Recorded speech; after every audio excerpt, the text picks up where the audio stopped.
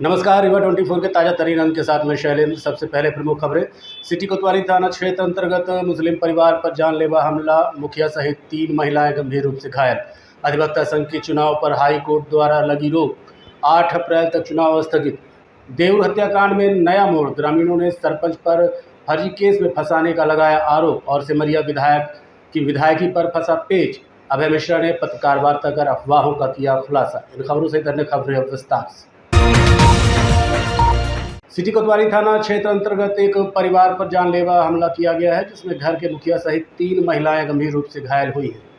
City कोतवाली थाना क्षेत्र में बीती रात गंभीर वारदात सामने आई है, जिसमें 3 महिलाओं सहित एक व्यक्ति घायल हुआ है। आरोप है कि पहले आरोपियों ने परिवार पर चारित्रिक आक्षेप लगाए, इसके बाद उन पर जानलेवा हमला कर दिया। घटना की जानकारी मिलते ही थाना प्रभारी श्रृंगेश राजपूत मौके पर पहुंचे और घायलों को तत्काल उपचार के लिए अस्पताल भेजा। साथ ही घटना के मुख्य आरोपी को भी पुलिस ने गिरफ्तार कर लिया है। थाना प्रभारी ने बताया कि आरोपी गुड्डा खान,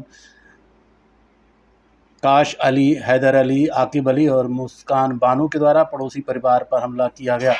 घटना में मेहरुनिसा, सरबरी बेगम, साइना बानो और आकिब अली को गंभीर चोटें आई हैं, जिन्हें उपचार के लिए अस्पताल में भर्ती कराया गया है। बताया जा रहा है कि आरोपियों के द्वारा बीच सड़क पर महिलाओं के साथ मारपीट की गई। गनीमत रही कि मौके पर पुलिस पहुंची और आरोपी फरार हो गए, जबकि एक आरोपी को पुलिस ने हिरासत में ले लिया है और मामले की जांच की जा रही है।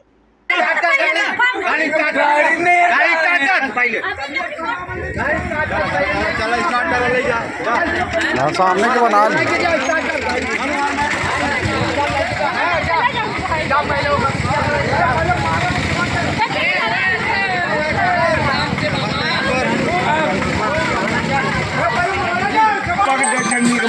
लाठी इतनी चाहता मेरे भाई, मगर दूसरों तक वो गिर जात माता क्यों।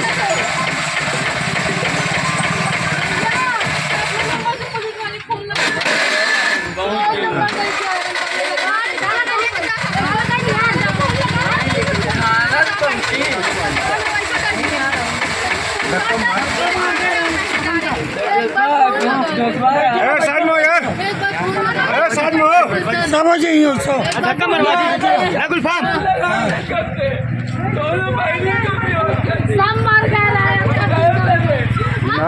बाहर तू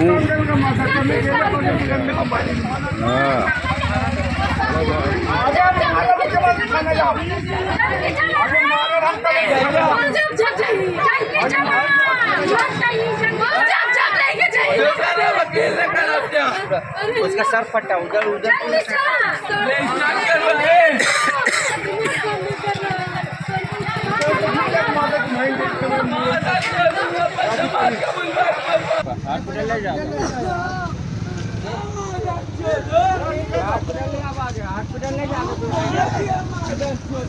हॉस्पिटल ले जाके फिर बताइए। चलिए ना, आगे गाड़ी बढ़ाइए। अरे गाड़ी भाई हाँ, ये बताइए आपको किसने मारा? अरमान। तेज बोलिए, सुनाई नहीं दे रहा है। आकिब मारा है, हैदर मारा है, अरमान। आकिब कौन, जो तकिया में रहता है? तहरा का लड़का है। तहरा का लड़का, अच्छा। गुड्डा, गुड्डा, उसकी लड़की मुस्कान है। गुड्डा कहाँ रहता है? चाचा है, घर के बगल में रहता है। अच्छा, और आकिब तहरा का लड़का है। हाँ, और कैश दमाद है उनका। कैश दमाद, ये सब ने मिल के मारा है आपको? और आपके मतलब किसको किसको मारा? आपकी बहन,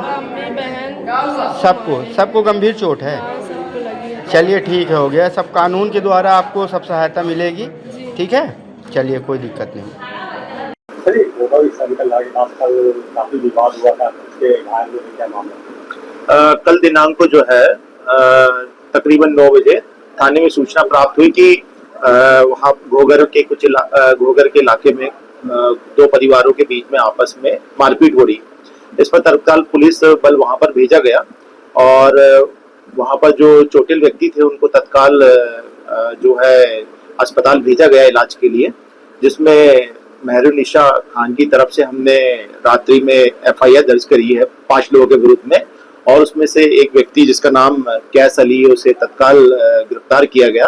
कुल ऐसे 5 आरोपियों के हमने के नाम पर FIR रजिस्टर्ड करी। उन चूंकि दोनों परिवार जो हैं आपस में ही सगे संबंधी हैं और कुछ पुरानी बुराई को लेकर आपस में जो है ये मारपीट हुई है इसमें। अधिवक्ता संघ के चुनाव पर हाई कोर्ट द्वारा रोक लगा दी गई है और 8 अप्रैल तक स्थगित कर दिया गया है। देखिए ये खास रिपोर्ट। रीवा में अधिवक्ता संघ का चुनाव नामांकन पत्र दाखिल होने के बाद अब उस पर रोक लगा दी गई है। हाई कोर्ट में चुनाव को लेकर आपत्ति जताई गई थी, जिस पर सुनवाई करते हुए आज माननीय न्यायालय के द्वारा 8 अप्रैल तक के लिए चुनाव स्थगित कर दिया गया है। सुप्रीम कोर्ट के नियमानुसार अधिवक्ता संघ के चुनाव में महिलाओं के आरक्षण को ध्यान में रखते हुए साथ ही सभी नियमों का पालन करते हुए चुनाव संपन्न होना था, लेकिन याचिकाकर्ता का कहना था कि नियमों का पालन नहीं किया गया, जिस पर आज न्यायालय ने अग्रिम आदेश तक रोक लगा दी है। अधिवक्ता संघ के सदस्य उन्होंने स्टेट माननीय जबलपुर में रिट पिटीशन किया था और उस रिट पिटीशन में माननीय ऑनरेबल जज द्वारा उसको स्टे कर दिया है। जो चुनाव की कार्रवाई है उसे 8 अप्रैल तक के लिए स्थगित कर दिया गया। इससे पूर्व आपको जानकारी नहीं थी कि हाई कोर्ट ने ऐसा कोई ऑर्डर जजमेंट पास किया है? नहीं, सुप्रीम कोर्ट ने कोई जजमेंट पास किया है जिसमें 30% आरक्षण चाहिए महिला को। हमको जानकारी पहले नहीं। अभी ये चुनाव संभवतः कब होंगे? अब 8 अप्रैल के बाद जैसा भी निर्देश होगा माननीय उच्च न्यायालय का उस पर होगा। गढ़ थाना अंतर्गत देउर में युवक की हत्या के बाद ग्रामीणों ने सरपंच पर फर्जी केस में फंसाने का आरोप लगाया है। रीवा जिले के गढ़ थाना क्षेत्र में हुई युवक की मौत का मामला शांत होने का नाम नहीं ले रहा है। एक दिन पहले मृतक युवक के परिजनों द्वारा ग्रामीणों पर लगाए गए हत्या के आरोप के बाद अब खुद ग्रामीण पुलिस अधीक्षक कार्यालय पहुंचे, जहां उन्होंने लगाए जा रहे आरोपों को न सिर्फ पूरी तरह से गलत ठहराया है, बल्कि मृतक के परिवारजनों को ही उसकी मौत का जिम्मेदार बताया। आपको याद दिला दें कि 4 मार्च को देउर के रहने वाले कल्लू उर्फ हीरामणि यादव की संदिग्ध परिस्थितियों में मौत हो गई थी, जिसके बाद परिजनों द्वारा गांव के ही कुछ लोगों पर युवक के साथ मारपीट करने के बाद फंडे में लटकाने का आरोप लगाया था। वहीं आज दूसरा पक्ष भी पुलिस अधीक्षक कार्यालय पहुंचा और गांव के महिला सरपंच के पति पर युवक की मौत के मामले में ग्रामीणों को साजिशन फंसाने का आरोप लगाते हुए उचित कार्रवाई की मांग की है। हमारे गांव में होली के दिन हादसा हुआ था। कल्लू यादव उर्फ हीरामणि यादव, सुबह हमको मालूम पड़ा कि गांव में कोई अनहोनी हो गई है। उसका एक चचेरा भाई है लक्ष्मण यादव, जो कि उसकी पत्नी सरपंच है, वो हम लोगों को फंसाने की साजिश कर रहा है, जिसका आवेदन हम श्रीमान जी के यहाँ पहले भी दे चुके हैं, लेकिन वो अभी बाज नहीं आ रहा है। कहीं हमको फंसाएगा, कहीं हमारे गांव की पब्लिक को फंसाएगा, कहीं हरिजन को फंसाएगा, कहीं आदिवासी को फंसाएगा, बोलेगा कि गवाही दो नहीं तुमको फंसा देंगे। तो अभी तक तो हमारा और 2-3 लोगों का नाम था, अब कई लोगों का नाम साथ में जोड़ रहा है, जिसका हम यहाँ श्रीमान जी के यहाँ आए हैं। किस तरह के आरोप लगा रहे हैं? कौन लगा कि महिला है कि पुरुष है? लक्ष्मण यादव, पुसू यादव और कमलेश यादव, यही सब हैं। सुखलाल यादव के लड़के हैं, जो कि वर्तमान में उसकी पतो सरपंच भी है। तो आए दिन धमकी देता है कि इन लोगों को कि कहीं इनको फंसा देंगे, कहीं इनको फंसा देंगे, और सब करवाता है।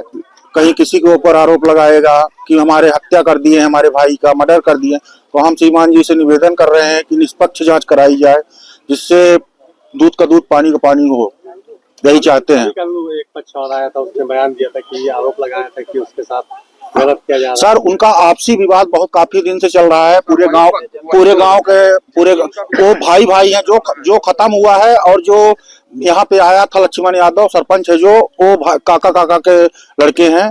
तो इनका आपसी मतभेद काफी दिन से चल रहा था, लगभग 4-6 साल से मारपीट आए दिन होती थी। थाने में कई बार ये हीरामणि उर्फ कल्लू यादव रिपोर्ट 2 महीने पहले तो इनका आपसी मतभेद था, और इन्हीं में से कोई इनकी हत्या किया कि वो आत्महत्या किया, ये हमको जानकारी नहीं है। ये तो जांच करने पे पता चलेगा कि क्या है सच्चाई, क्या झूठ है। लेकिन हम यही जानते चाहते हैं श्रीमान जी से कि यहाँ निष्पक्ष जांच कराई जाए। लाश कहाँ मिली थी? लाश उसकी घर में मिली थी। हम तो गए भी नहीं, देखने भी नहीं गए। हमको लोग बात बताए कि पता चला, हम वहाँ इंदिरा पेट्रोलियम में काम करते हैं। सिंह नाम है, देउर का मैं रहने वाला हूँ। हमारे गांव में एक सरपंच है ग्राम पंचायत लक्ष्मण यादव, जो कि संपूर्ण ठाकुरों को, हम लोगों को, आदिवासियों और हरिजनों, संपूर्ण गांव को परेशान करके 2-3 वर्ष से बराबर रखा है। उसने चरित्र का हीन है। चरित्रहीनता के कारण उसके बड़े भाई की औरत को फांसी के फंदे में 2 वर्ष पूर्व लटकाया गया था। हीरामण यादव मेरा बाहर रहता था, ड्राइवरी करता था। आज भी वर्तमान पर उसका जमीन का मामला रामलाल यादव उसके बड़े भाई से चल रहा है, जो कुछ जमीनी मामले को, माहौल को गंदा पकड़ लेते हुए हम ठाकुरों को झूठी मूठी काया पे ये 302 के केस पकड़ में हम लोगों को उलझाना चाह रहा, फंसाना चाह रहा। 1-2 बार ये हम छोटे छोटे बच्चों के नाम भी थाने में कई बार आके झूठी रिपोर्ट ये दर्ज कर चुका है। आज तो हम लोग श्रीमान न्यायालय अधीक्षक महोदय के समक्ष उपस्थित हुए हैं और इसका न्याय चाहते हैं। जो ये फांसी का मामला, इसमें हत्या बताई जा रही, मामला क्या है ये पूरा, कैसे? ये चरित्रहीनता के कारण इसके घर में स्वयं किया गया। 4 तारीख को मर्डर दिखाया गया सुबह फांसी, और 3 तारीख को इसके घर में सीसी कैमरा भी बंद किया गया था। इससे संपूर्ण जानकारी लक्ष्मण यादव से ली जाए। उसके हर रोज चालू रहता था कैमरा, उस दिन बंद था। और संपूर्ण आदिवासी भील हमारे बगल में बसे हो, इनको तो मजदूरों को फंसा रहा झूठा, हम ठाकुरों को फंसा रहा, और छोटे छोटे बच्चे जो हम लोगों को पढ़ रहे हैं, स्कूल विद्यालय जा रहे हैं, नौकरी सर्विस कर रहे हैं, उनको भी वो लाके इल्जाम में फंसा रहा। अच्छा, आप मानते हैं कि हत्या हुई है, हत्या की गई है, हत्या की गई है, इसके घर में हत्या की गई है, कदर किसी के द्वारा नहीं की गई है। ये संपूर्ण हमारे आदिवासी हरिजन एकत्रित है, महिलागण और बहन भाई, इनसे संपूर्ण जानकारी ले ली जाती है। अवैध संबंध के कारण, इसका चरित्रहीनता के कारण उसकी हत्या की गई। सिमरिया विधायक अभय मिश्रा की विधायकी पर पेच फंस गया है, जिसको लेकर अभय मिश्रा ने पत्रकार वार्ता की। सिमरिया विधायक की विधायकी में पेच फंस गया है, जिसे लेकर आज अभय मिश्रा ने पत्रकार वार्ता की। उन्होंने कहा कि सरकार लोकतंत्र के नियमों का उल्लंघन कर रही है। उन्होंने कहा कि जनता के किए गए निर्णय का मजाक है, नीचे से ऊपर तक भारतीय जनता पार्टी भ्रष्ट। उन्होंने उप मुख्यमंत्री राजेंद्र शुक्ल पर भी निशाना साधा। इसी तारतम्य में कि एक खिसियानी बिल्ली खम्भा नोचे कहावत है, या ये मान लीजिए कि रिस्क की खिस जिसको बोलते हैं, चिड़। अभी भी जब जनता ने आपको निर्णय सुना दिया तो आप 5 साल एक्सेप्ट करिए। जहां हम अच्छा काम करेंगे जनता हमको वोट दे देगी, नहीं करेंगे जनता हमें दोबारा वोट नहीं देगी। फिर अगर चुनाव हो जाए, आज का आज हो जाए, तो जनता वोट दे दे, जिसको देना हो दे दे, ना देना हो न दे। पर तरीका ये कहता है कि 5 वर्ष के लिए अगर जनता ने मैंडेट दिया है तो उसके कार्य के लिए आप व्यसन मत बनो। हमारे यहाँ देवी जी का मंदिर है, राजराजेश्वरी है, उनके रहते हमारा ये कुछ नहीं कर सकते, कुछ भी नहीं कर सकते। लेकिन ये अपने उससे स्वभाव से बाज नहीं आ रहे हैं। सामने तो ये किसी और को करते हैं, अभी नए नए बच्चे लोग हैं, उतना मैच्योर नहीं है, तो उनको लगाते हैं, पीछे से यही पूरा खेल करते हैं। बाहर से जो ये दिखते हैं वो नहीं है। मैंने पहले भी कहा कि इनके अंदर करुणा की बहुत ज्यादा भावना है, जो नहीं होनी चाहिए। जो इतने बड़े पद पर बैठकर शुक्ला जी के लिए मैं बोल रहा हूँ, ये शोभा नहीं देती। खैर कोई बात, मैं यहाँ पर इस बात के लिए आपको जवाब दे रहा हूँ कि एक इलेक्शन पिटीशन हमारे विरुद्ध लगी थी। जब ये विधानसभा का चुनाव हुआ, उसके अंदर 90 दिन के अंदर इलेक्शन पिटीशन लगाने का वो रहता है। लास्ट डेट पे एक इलेक्शन पिटीशन लगाई गई, और उस इलेक्शन पिटीशन पे अभी कुछ माननीय न्यायालय का, उच्च न्यायालय का कुछ एक ऑर्डर आया है, जिसको लेकर के तरह तरह की अफवाहें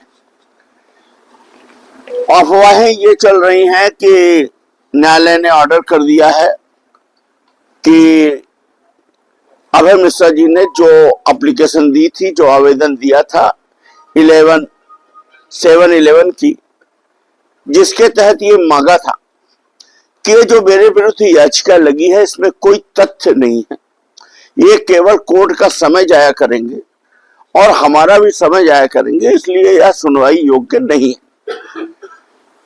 अभी माननीय उच्च न्यायालय ने, सराफ साहब की के पीठ ने 20 मार्च 2026 को यह निर्णय सुनाया है कि अभय मिश्रा जी, आप जो ये कह रहे हैं कि यह सुनवाई योग्य नहीं है, तो आपने जो इसके एविडेंस दिए हैं, इसको हम 5 मिनट के अंदर नहीं क्लियर कर सकते, 10 मिनट के अंदर कोर्ट में नहीं क्लियर कर सकते। इसमें ऐसा लिखा है इसमें ये एक लंबी प्रक्रिया है जिसमें हर चीज का एविडेंस होगा। अगर इसको एक एक बिंदु पर बात होगी, इसलिए सुनवाई योग्य है। हो सकता है आप सही हो इसमें ये भी वर्ड, लेकिन आपको साक्ष्य के बतौर प्रस्तुत करना होगा। अब उसी पे ये चल रहा है कि जोर का झटका ऐसा वैसा। अब इसको आप ऐसे समझ लीजिए, चुनाव हुआ नवंबर में, रिजल्ट भी शायद नवंबर में आ गया था, और अभी 20 मार्च 2026 को ये ऑर्डर आया। अभी तो इस बात पे मामला चल रहा था कि सुनवाई योग्य है कि नहीं। तो 2 वर्ष 3 माह बाद ये ऑर्डर आ गया है कि सुनवाई योग्य है। मैं अदालत के इस आदेश का स्वागत करता हूं और मैं परीक्षण के लिए तैयार हूं। ट्रायल में जो मुझे अपने तथ्य रखने होंगे, अपनी बात कहनी होगी, मुझे अवसर मिलेगा, मैं कहूंगा। इसको आप इस तरह समझ लीजिए कि जब माननीय राजेंद्र शुक्ला जी विधायक बने थे और मैं रीवा का चुनाव लड़ा था, तो मैं हार गया था तो मैंने एक इनके विरुद्ध पिटीशन लगाई थी। इसमें 2 वर्ष 3 महीने बाद ये निर्णय आया, अभी जो हमारे विरुद्ध अभी त्रिपाठी जी ने जो लगाई थी। जब राजेंद्र शुक्ला जी के विरुद्ध मैंने लगाई थी तो उन्होंने भी 11/7 की जो अभी मेरी पोजीशन है, जैसे मैंने कहा कि ये याचिका सुनने योग्य नहीं, इसलिए माननीय न्यायालय को रिजेक्ट कर देना चाहिए, ऐसे उन्होंने भी लगाई 7/11 की एप्लीकेशन कि अभय मिश्रा के याचिका में कोई तथ्य नहीं है, इसलिए इसको रिजेक्ट कर देना चाहिए। तो हमारा 2 वर्ष 3 महीने बाद ये रिजेक्ट हुआ।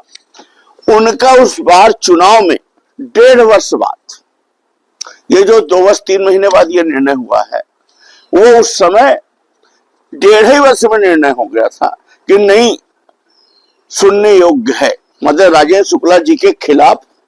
देखते रहिए Rewa 24 news city cable network. मिलते हैं छोटे से ब्रेक के बाद। शर्मा की दुल्हन जब ब्याह के आई, संग रीवा ज्वेलर्स का हार ले आई।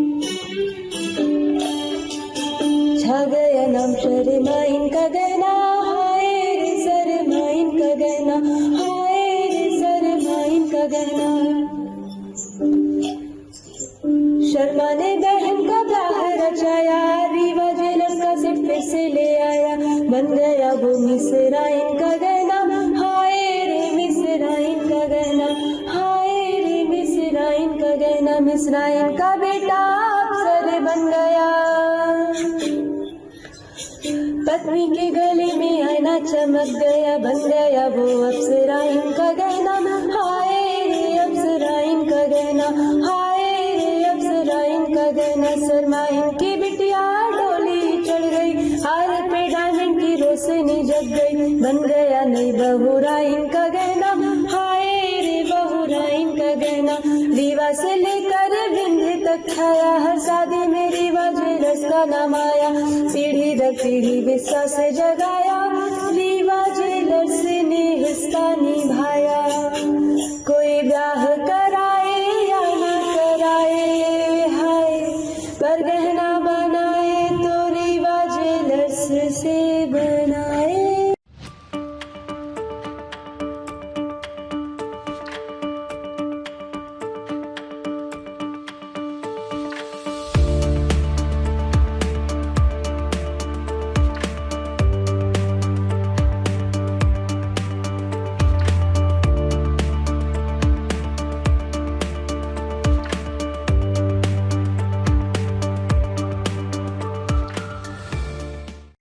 जनसुनवाई के दौरान आज एक अनोखा मामला सामने आया, जहां 5 साल पहले रिटायर हुई महिला शिक्षक को अभी तक ग्रेजुएटी का लाभ नहीं मिल पा रहा है।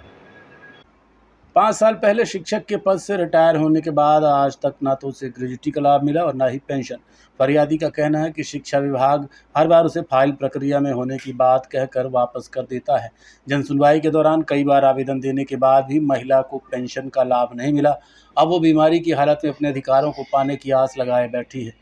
जनसुनवाई में पहुंची कौशल्या वर्मा के पति ने बताया कि उनकी पत्नी प्राथमिक शिक्षक शासकीय प्राथमिक शाला शिवपुरवा विकास खंड रीवा से 30 जून 2020 को सेवानिवृत्त हुई थी।